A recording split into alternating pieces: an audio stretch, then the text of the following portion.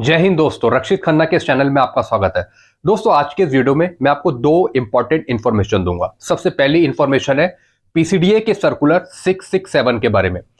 दोस्तों, जैसा आपको पता है कि कुछ दिन पहले पीसीडीए ने एक सर्कुलर अपलोड किया था जिसका नंबर था 667 और दोस्तों ये था ओआरओपी 2 से रिलेटेड, यानी जो सुप्रीम कोर्ट ने जो आदेश दिया था भारत सरकार को कि आप 15 मार्च तक फुल एरियर पे करें। तो दोस्तों उसी के संदर्भ में पीसीडीए ने एक सर्कुलर जारी किया था 667।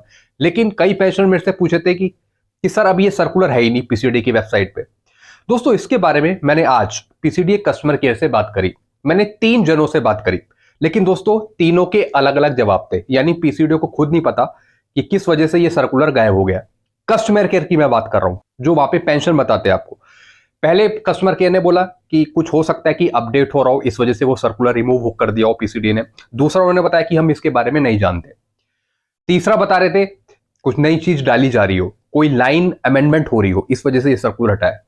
दोस्तों मैं आपको बताता हूं एक्चुअल में है क्या।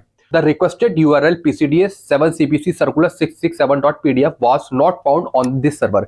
यानी दोस्तों ये सर्वर से ही हटा दिया गया है।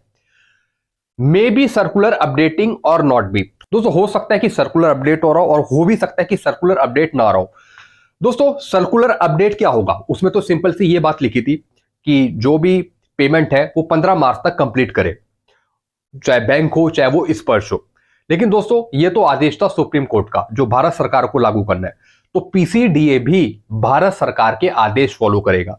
तो दोस्तों चाहे वहां पे सर्कुलर हो या ना हो, पेमेंट तो दोस्तों भारत सरकार के आदेश पे ही होगा, तो इतना ज्यादा इंपैक्ट नहीं पड़ेगा आपके एरियर पे।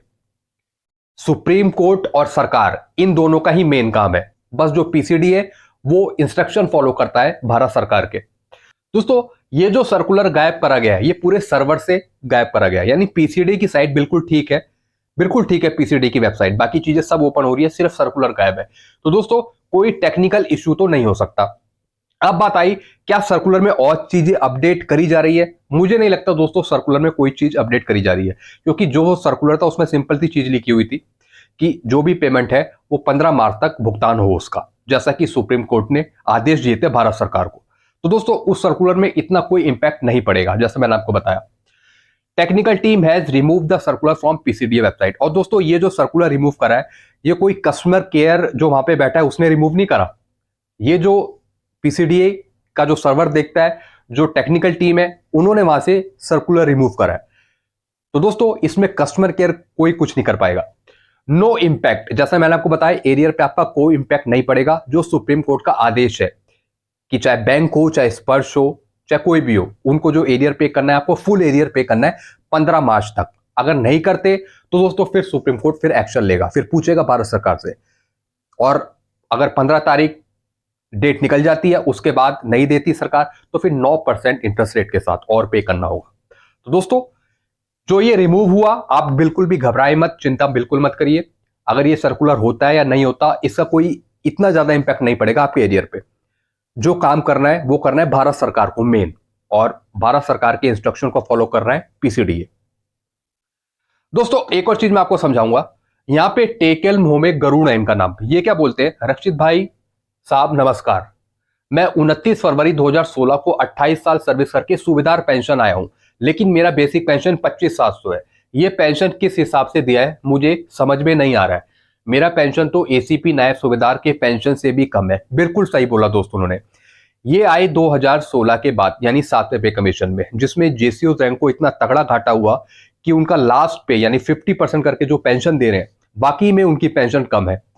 अब ये बोल रहे हैं कि जो मेरी पेंशन है वो एसीपी नायब सूबेदार से भी कम है। बिल्कुल दोस्तों ये सही बोल रहे हैं। एक एसीपी नायब सूबेदार की पेंशन 10,029 का अगर हम 2.57 करें तो दोस्तों इनकी है 25,775, और एक सूबेदार की पेंशन कर रहे हैं ये 25,700। वाकई में दोस्तों एक सूबेदार की पेंशन कम है, नायब सूबेदार की यहाँ पे ज्यादा है 25,775।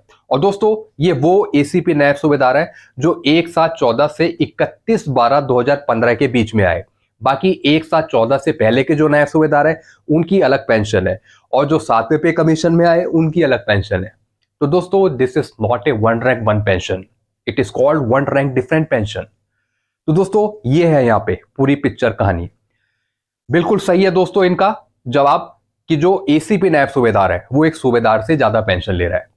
तो दोस्तों यही चीज भारत सरकार के माइंड में लानी है, ये इन चीजों को देखना है।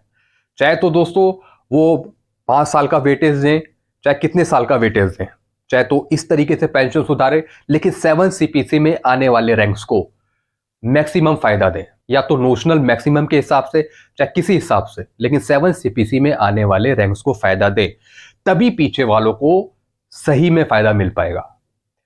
और दोस्तों ये जो रैंक अपग्रेडेशन फिर डाउनग्रेडेशन है, यानी एक सूबेदार कम पेंशन ले रहा है, नायब सूबेदार ज्यादा पेंशन ले रहा है, या फिर एक हवलदार कम पेंशन ले रहा है, एक सिपाही ज्यादा पेंशन ले रहा है, दोस्तों इसका भी बहुत बड़ा चक्कर है। इसी चीज को, इसी एनोमलीज को दूर करना है भारत सरकार को। तो दोस्तों ये चीजें मैंने आपको समझाई।